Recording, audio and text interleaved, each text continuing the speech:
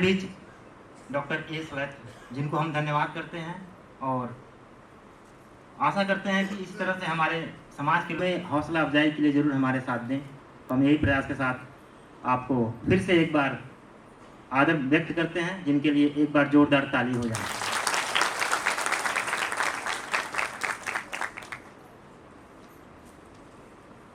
सशक्त भीम समाज हरियाणा का मुख्य उद्देश्य है कि हम अपने समाज के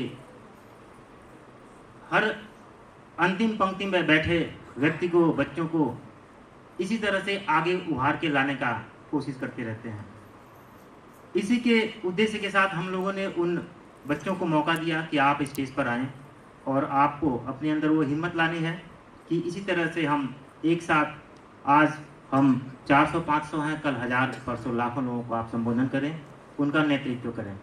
एक बार फिर से मैं चाहूँगा कि जोरदार ताली हो जाए और कार्यक्रम को आगे बढ़ाते हुए मैं कहना चाहूँगा, इतिहास गवाह है कि हमारे सभी महापुरुषों ने अपने जीवन में कठिनाइयों का सामना किया है, लेकिन उन्होंने कभी हार नहीं मानी है। आप हमारे संविधान के निर्माता डॉक्टर बाबा साहब अम्बेडकर को देख लीजिए, उनके संघर्षों को देख लीजिए जो हमारे सामने हैं।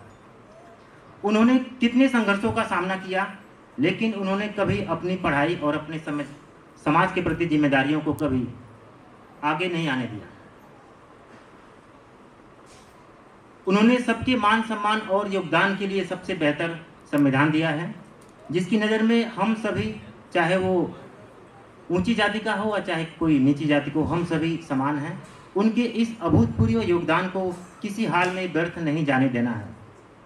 तो मैं बच्चों से यही कहना चाहूँगा कि क्या आप मेरी इस बात से सहमत हो कि बाबा साहब डॉक्टर भीमराव अम्बेडकर ने जो संविधान दिया है वो उनका बहुत बड़ा अचीवमेंट है, जो इस समाज को समता, समानता और बंधुत्व के लिए एक साथ जोड़ के रखता है।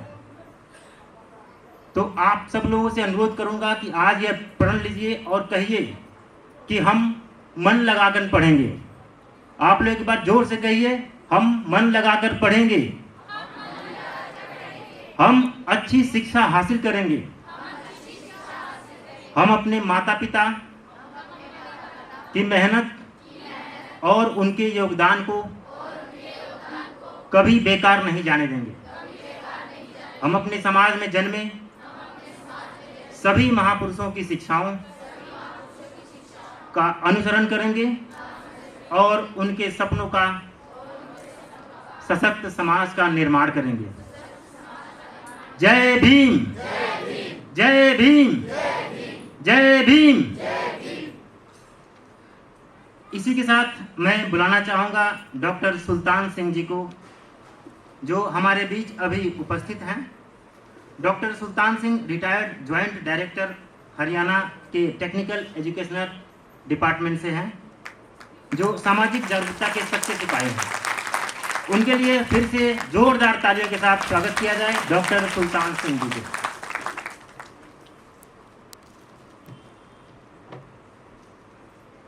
तथागत बुद्ध को नमन करते हुए, हमारे प्रेरणा के स्रोत डॉक्टर भीमराव अंबेडकर को नमन करते हुए,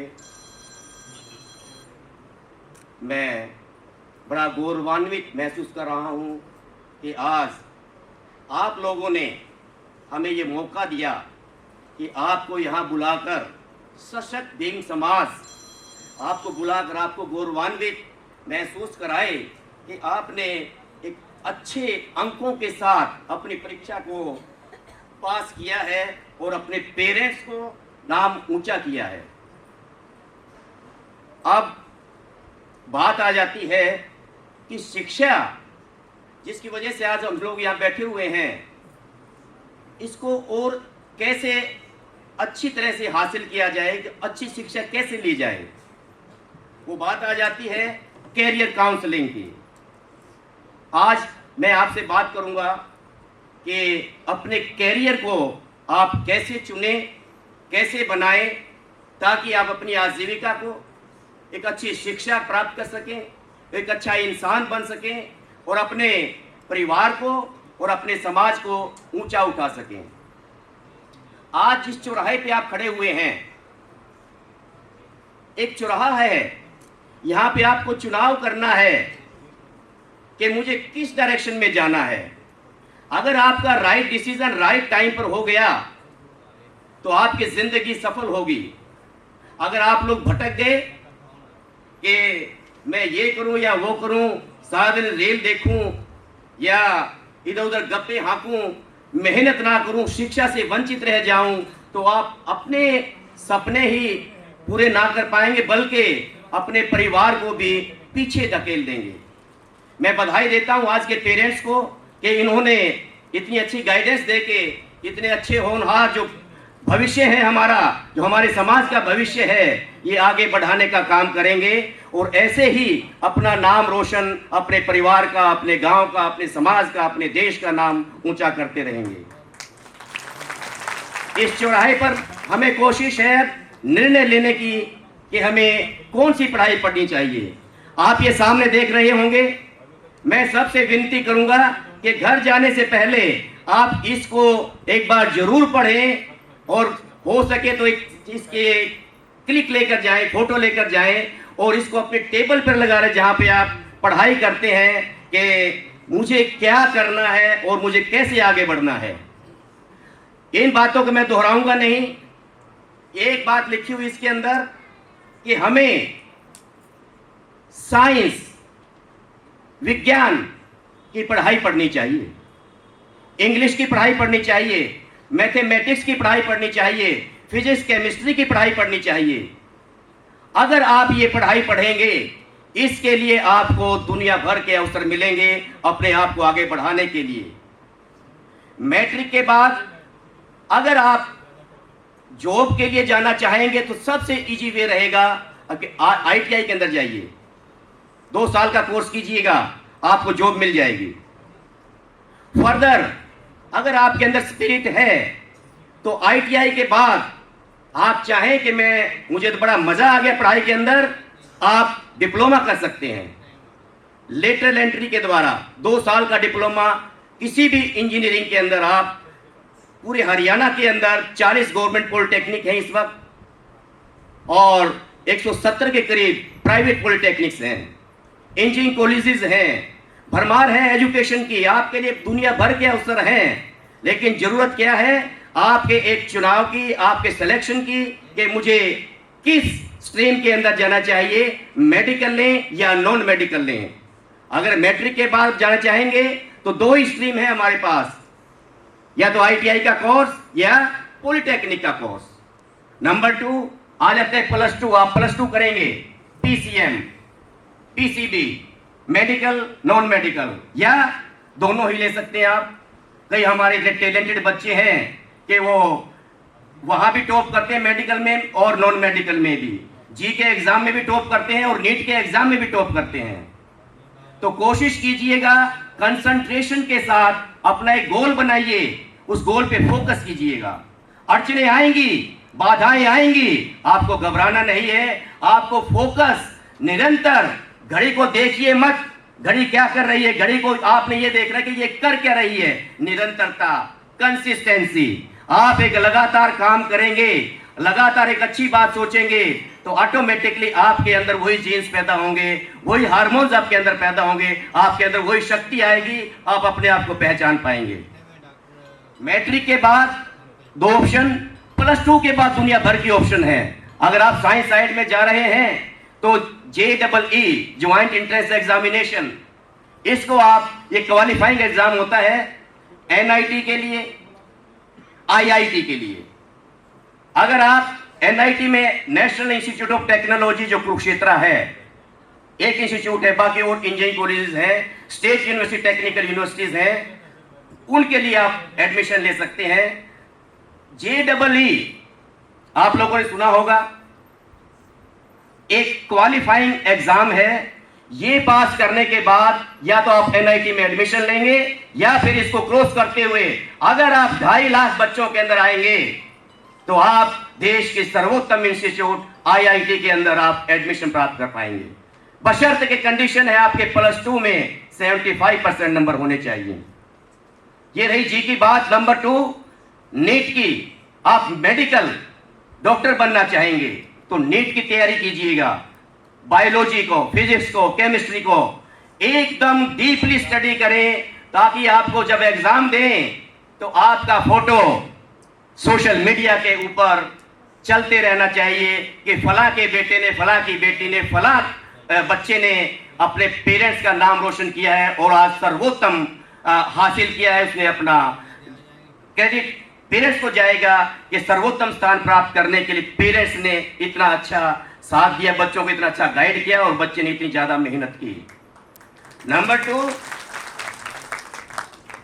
Haryana state technical education society है जो पॉलिटेक्निक्स में एडमिशन करती है। पंचकुला के सेक्टर 4 के अंदर ऑफिस है, मैं वहां काम कर चुका हूं। ये सभी पॉलिटेक्निक्स के अंदर एडमिशन की प्रक्रिया कब होती है, क्या होती है, electrical, mechanical, civil, computer, AI, computer का और एआई का तो आजकल बहुत ज्यादा स्कोप है। आप देखते भी होंगे कि सोशल मीडिया के ऊपर एआई ने कितना आज वर्चस्व स्थापित कर चुकी है। तो आपको जरूरत है नई टेक्नोलॉजी को अडॉप्ट करने के लिए, ताकि आप आगे बढ़ सकें और एक नए अवसर जिसको जरूरत है, सरकार को भी जरूरत है, समाज को भी जरूरत है, उस टेक्नोलॉजी को अडॉप्ट करके आप अपने कैरियर का चयन कर सकते हैं। HSTS के वेबसाइट के ऊपर जाइएगा, वहां देखिएगा कि कौन कौन से कोर्स चल रहे हैं, कितने एडमिशन चल रहे हैं, कितनी परसेंटेज कट ऑफ चल रही है और कौन सा बेस्ट पॉलिटेक्निक है या बेस्ट इंजीनियरिंग कॉलेजेस है। आप आर्किटेक्ट बनिए, आप वकील बनिए, आप प्रोफेसर बनिए, आप IAS बनिए, आप IPS बनिए, आप एक साइंटिस्ट बनिए।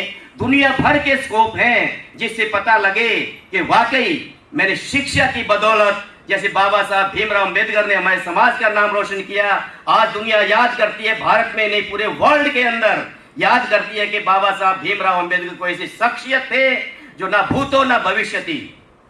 आप उनके सपनों को साकार कर सकते हैं, किसके द्वारा? सिर्फ एजुकेशन के द्वारा।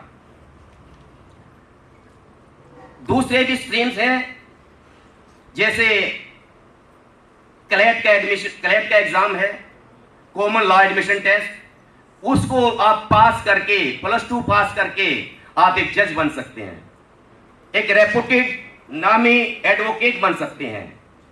यूसीड का एग्जाम है, यूसीड डिजाइनर, आप पंचकुला में कभी देखा होगा निफ्ट, NIFT, कुरुक्षेत्र देखा होगा NID, national institute of design, इसके अंदर आप एडमिशन ले सकते हैं और एक रिनाउंड डिजाइनर बन सकते हैं और आप दुनिया भर का नाम और पैसा कमा सकते हैं। ये है विकल्प हमारे पास, जिसके चुन के आप अपने कैरियर को ऊंचा ले जा सकते हैं और दिन दुगनी रात चौगनी उन्नति कर सकते हैं। अब मैं आप सभी से एक बार ये कहूंगा कि अपने आप के लिए क्लैपिंग करें कि आप इतने अच्छे नंबर लेके यहाँ पे पहुंचे हैं। और एक बार क्लैपिंग बनती है सशक्त भीम समाज के लिए भी कि जो इतना अच्छी मुहिम स्टार्ट की है, जो पूरे हरियाणा को कवर करते हुए आप जैसे नौनिहालों को, आप जैसे अच्छे बच्चों को यहाँ पे रिकॉग्नाइज किया जा रहा है, आपको प्रशस्ति पत्र दिया जा रहा है। आपको एक पैकेट मिलेगा अभी जब सम्मानित किया जाएगा, उसके अंदर जो मैंने बातें की हैं कैरियर काउंसलिंग की, वो सभी आपको मिलेंगी। फिर भी अगर आपको कोई और फर्दर इंफॉर्मेशन चाहिए तो आप एक बार गूगल पे सिर्फ नाम डाल दीजिएगा, नीट डाल दीजिएगा, सारी इंफॉर्मेशन आपकी अपने पास आप आ जाएंगी। पढ़ते रहिए, निरंतर आगे बढ़ते रहिए। सभी को जय भीम, नमो बुद्धाय, धन्यवाद।